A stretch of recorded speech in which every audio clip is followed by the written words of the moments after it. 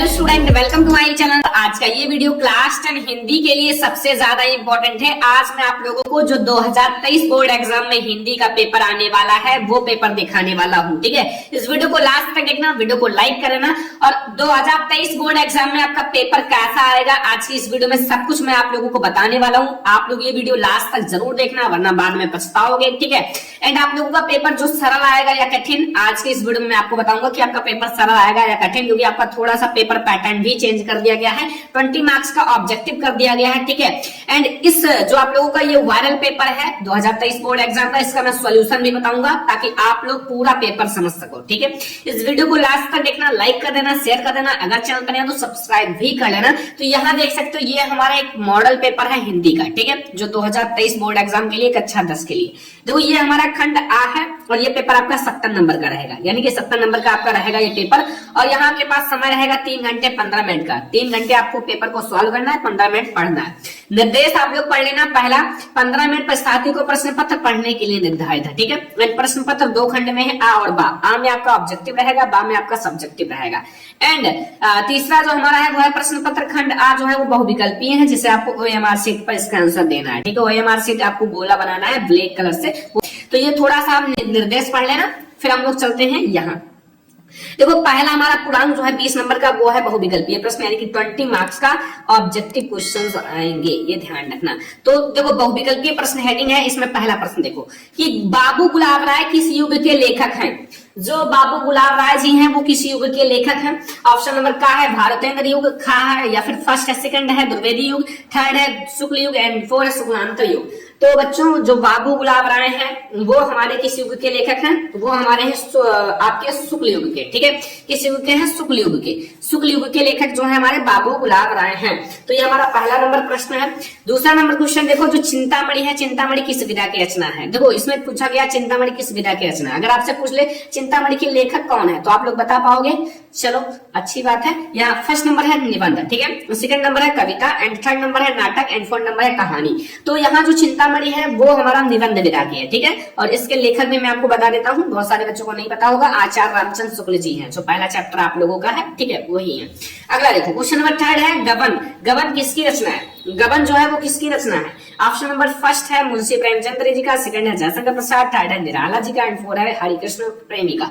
तो जो गबन है ना, गबन वो आपका प्रेमचंद्र, मुंशी प्रेमचंद्र जी की रचना है। ठीक है, ये हमारा क्वेश्चन नंबर थर्ड है। अब हम लोग देखेंगे question number 4।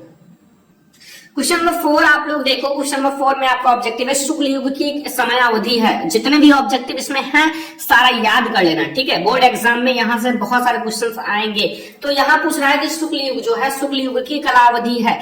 Option number first है 1936 से 1943 तक, ऑप्शन नंबर सेकंड है 1919 से 1938 तक, ऑप्शन नंबर थर्ड है 1900 1918 तक, ऑप्शन नंबर 4 है उपयुक्त में से कोई नहीं।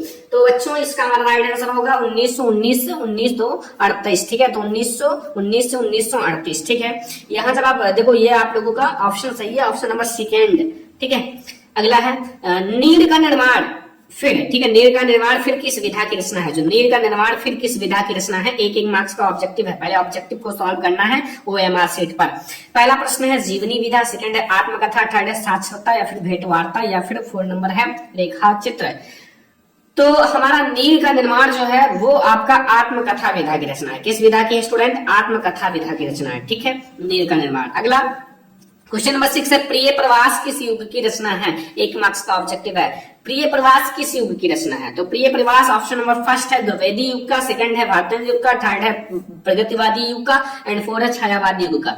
सारा क्वेश्चन बिल्कुल कंप्लीट कर लेना और इसका हमारा राइट आंसर है द्विवेदी युग का। प्रिय प्रवास जो है वो द्विवेदी युग की रचना है। ठीक है स्टूडेंट, अगला क्वेश्चन देखो, क्वेश्चन नंबर 7 है कि मधुशाला किसकी रचना है। मधुशाला, ठीक है, तो मधुशाला ऑप्शन नंबर फर्स्ट है रामधारी सिंह दिनकर का, सेकंड है हरिबोध का, थर्ड है हरिवंश राय बच्चन का, फोर्थ है सुमित्रानंदन पंत का। ठीक है, तो जो मधुशाला है वो हमारा किसकी रचना है, वो है हरिवंश राय बच्चन जी की। किसकी रचना है, हरिवंश राय बच्चन का। ठीक है, मधुशाला।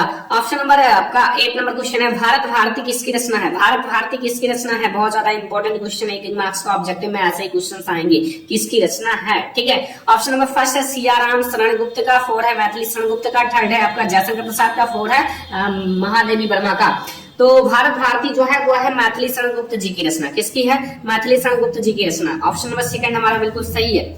अगला क्वेश्चन है 9 नंबर क्वेश्चन है आधुनिक काल कब से कब तक है। आधुनिक काल कब से कब तक है, तो आधुनिक काल जो है 1850 से माना जाता है, लेकिन 1843 यहाँ है, लेकिन अब तक है, तो इसलिए हमारा ये वाला सही हो जाएगा। ठीक है, 1850 से अब तक। कुछ ऑप्शन नंबर फर्स्ट हमारा सही है। हमारा क्वेश्चन नंबर 10 है मतीराम किस युग के कवि हैं।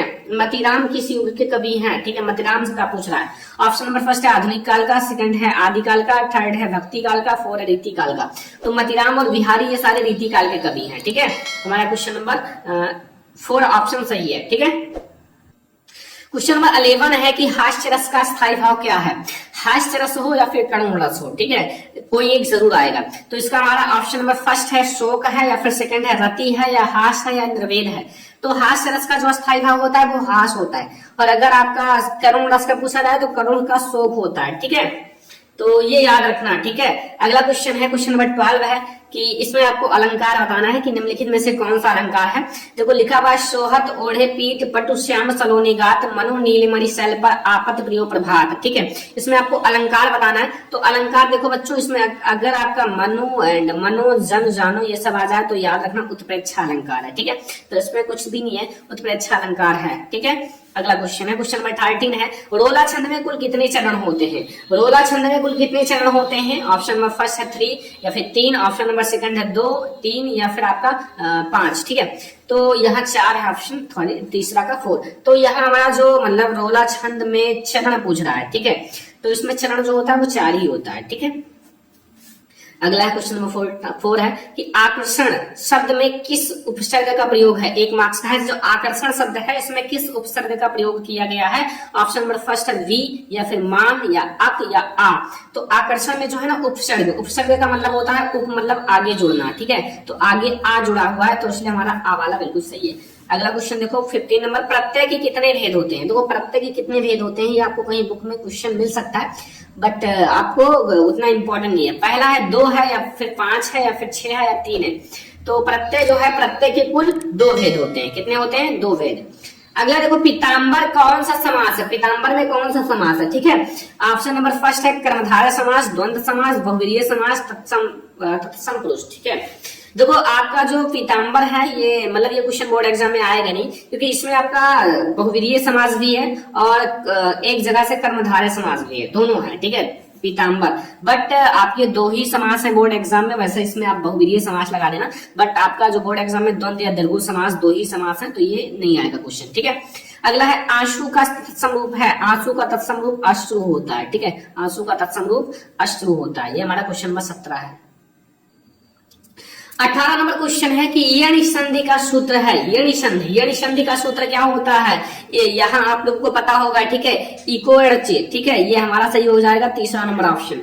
अगला है 19 नंबर क्वेश्चन है। ठीक है, 19 नंबर क्वेश्चन का हमारा पूछ रहा है कि फलस्य, जो फलस्य शब्द का वचन विभक्ति है, फलस्य शब्द का षष्ठी विभक्ति एक वचन, ठीक है, या फिर सप्तमी विभक्ति द्विवचन, या षष्ठी विभक्ति बहुवचन, या चतुर्थ विभक्ति बहुवचन। ठीक है, तो फलस्य का जो मतलब फलस्य है ना, फलस्य का वचन और विभक्ति, तो वचन आपका षष्ठी है और विभक्ति आपका वचन एक वचन है। ठीक है, क्वेश्चन नंबर 20 है आपठक धातु का वचन एवं पुरुष है। आपठक धातु का वचन एवं पुरुष है, प्रथम पुरुष एक वचन, प्रथम पुरुष एक वचन। ठीक है, ये हमारा हो गया 20 ऑब्जेक्टिव। 20 ऑब्जेक्टिव क्वेश्चंस ये आप लोग तैयार कर लेना। अगला देखो, अब हमारा 50 मार्क्स का लिखने वाला प्रश्न आएगा, जो आप लोगों को लिखना है। जैसे वर्णात्मक प्रश्न खंड बा, देखो ये आपका 6 मार्क्स का रहेगा, जो कि आप लोगों का लिखा है। निम्नलिखित गद्यांश पर आधारित 3 प्रश्नों का उत्तर दीजिए।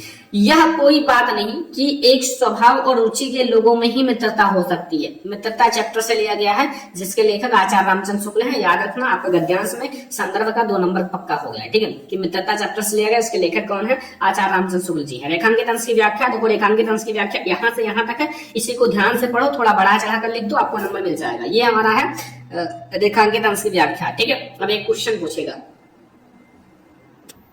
तीसरा नंबर क्वेश्चन है कि लेखक के अनुसार समाज में विभिन्नता देखकर लोग एक दूसरे की ओर आकर्षित क्यों होते हैं। तो ये क्वेश्चन आपको इसी गद्यांश में मिल जाएगा, थोड़ा सा आप लोग ढूंढ लेना, मिल जाएगा। ठीक है, बहुत आसान है। तो अगला क्वेश्चन देखो, इसी में अगर आपको ये नहीं आता तो ये वाला गद्यांश सॉल्व कर सकते हो। हे भगवान, तब के लिए विपद के लिए इतना आयोजन, परमपिता की इच्छा के विरुद्ध इतना साहस, पिताजी क्या भीख ना मिलेगी। क्या कोई हिंदू भूपृष्ठ पर ना बचा रह जाएगा जो ब्राह्मण को 2 मुट्ठी भीख दे सके? यह असंभव है। फेर दीजिए पिताजी, मैं कांप रही हूँ, इनकी चमक आंखों को अंधा बना रही है। बच्चों ये ममता चैप्टर से, किस चैप्टर से है? ममता चैप्टर से, जिसके लेखक हैं जयशंकर प्रसाद जी। कौन है? जयशंकर प्रसाद जी। तो संदर्भ में 2 नंबर पक्का हो गया। रेखांकित अंश की व्याख्या को मैंने बताया, ध्यान से पढ़ो, थोड़ा बढ़ा चढ़ाकर लिख दो, फुल मार्क्स मिलेगा। ठीक है। ममता द्वारा कार्य को ईश्वर के विरुद्ध क्या बताया गया? ठीक है, जो मतलब इनके पिताजी काम कर रहे थे वही ईश्वर के विरुद्ध है, ममता जी का कहना है। अगला, यहाँ 6 मार्क्स का पद्यांश आएगा। दिए गए पद्यांश पर आधारित 3 प्रश्नों का उत्तर दीजिए। यहाँ लिखा है, चरण कमल बंदो हरिराई, जापू कृपा पंग गुड़ लंघे, अंधे को सब कुछ दर्शाई, बहरे सुने गूंगे पन बोले, रंग चले सिर छत्र धराई, सूर्यदास स्वामी करनायम, बार बार विंधोती पाई। अगर इसे आप सॉल्व करोगे बच्चों तो 6 मार्क्स मिल जाएगा। सबसे पहले आप इसका गद्यांश का संदर्भ लिख देना। सूरदास जी आ गए तो सूरदास जी इनके कवि हैं और पद चैप्टर से लिया गया है। ठीक है। रेखांकित अंश की व्याख्या कर देना, ये 2 लाइन 3 लाइन का व्याख्या करना है। उपयुक्त गद्यांश में कौन सा अलंकार है ये बताना है। ठीक है। संदर्भ, ठीक है, आपको पंक्ति में अथवा आप इसको कर सकते हो। ये सारा देख लो, बहुत ज्यादा इंपॉर्टेंट, जो भी इसमें क्वेश्चन है हर बार बोर्ड एग्जाम में आते हैं वही क्वेश्चन दिया गया, तो इसीलिए मैं आपको बता रहा हूँ ये आपका वायरल पेपर है, यहाँ से बोर्ड एग्जाम में बहुत सारे क्वेश्चन देखने को मिलेगा। देखो लिखा है, सुनी सुंदर बैन सुधारक साने सयानी जानकी जानी भली, तिरछे कर नैन तिन्हे समुझाई चली, मुस्काए चली, और तुलसी ते अवसर सुमहि रमे अवलोकत लोचन लाहु अली, अनुराग तराग में भान उदय दिगसी मंजुल मंज कंज कली। ठीक है, ये आप लोगों का एक पद्यांश है और ये 2 लाइन का केवल आपको रेखांकित अंश की व्याख्या करना है, केवल 2 लाइन का, तो बहुत आसान है, थोड़ा सा मेहनत करोगे तो समझ जाओगे। ठीक है, तो चलो देखते हैं कौन सा क्वेश्चन पूछता है। इसमें पूछ रहा है कि उपयुक्त गद्यांश का संदर्भ लिखना है, पद्यांश का, रेखांकित अंश की व्याख्या करना, अनुराग तराग तथा मंजुल मंज कंज कली में कौन सा अलंकार है। ठीक है, ये बताना है। देखो अब यहाँ आपको संस्कृत का आ गया, संस्कृत का संदर्भ प्रसंग व्याख्या लिखो। दिए गए संस्कृत गद्यांश का किसी एक का आपको हिंदी में अनुवाद करना है, 5 नंबर का।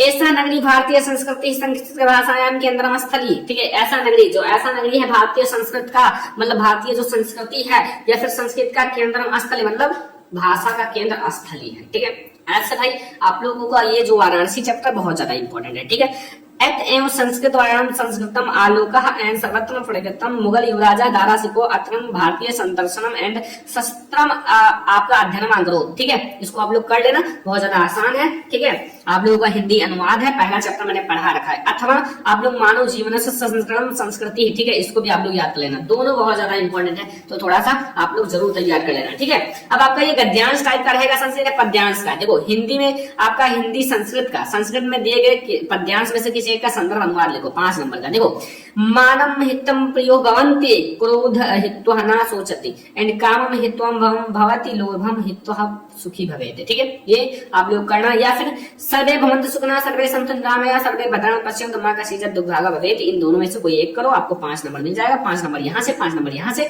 10 नंबर के बाद संस्कृत के गद्यांश और पद्यांश से ला सकते हो। देखो अब आप लोगों का एक आएगा खंड काव्य, खंड काव्य, हाँ, अपने जो पठित खंड काव्य जो आपने पढ़ा है, ठीक है, के आधार पर निम्नलिखित में से किसी एक का उत्तर दीजिए। जो भी आपको आता है लिख सकते हो, लेकिन हर एक राज्य में अलग अलग आता है। जैसे हमारे तरफ ज्योति जवाहर आता है तो ज्योति जवाहर खंड काव्य तैयार कर लो, कहीं मुक्ति दूत आता है तो मुक्ति दूत तैयार कर लो, आपका मेवाड़ केसरी आता है तो मेवाड़ केसरी, जो भी आता है आपके टीचर से पूछ लो, जो बच्चे पिछले साल पेपर दिए हैं उनको पता होगा। ठीक है, कर्णवीर या फिर तुमुल, कुछ भी। ठीक है, वैसे मैंने आपको बता दिया कि हमारे तरफ क्या आता है, ज्योति जवाहर। अब आपका 5 नंबर का लेखक का जीवन परिचय आएगा, डॉक्टर राजेंद्र प्रसाद, जयशंकर प्रसाद एंड आचार्य रामचंद्र शुक्ल। मैंने बताया ये दोनों याद कर लो, इसके बाद कुछ नहीं आएगा। ठीक है, 2 में से कोई दोनों आएगा बोर्ड एग्जाम में, कोई एक लिखना है। देखो कवि में आपका गोस्वामी तुलसीदास, सुमित्रानंद, महाकवि सूरदास, तीनों को मैंने बता रखा है, लेकिन ये इंपॉर्टेंट है, तीनों बोर्ड एग्जाम में आएगा। ठीक है, ये देखो 5 नंबर का, तो 5 नंबर का कवि का, 5 नंबर का लेखक का इक्वल टू 10 मार्क्स आपके जीवन परिचय के ही मिल जाएंगे। तो क्या है, बहुत ज्यादा आसान है, हिंदी में कुछ नहीं है, लेकिन थोड़ा सा मेहनत करना पड़ेगा। अगला देखो 7 नंबर, अपनी पाठ्य पुस्तक में से कंठस्थ कोई एक श्लोक लिखिए जो इस प्रश्न पत्र में ना हो।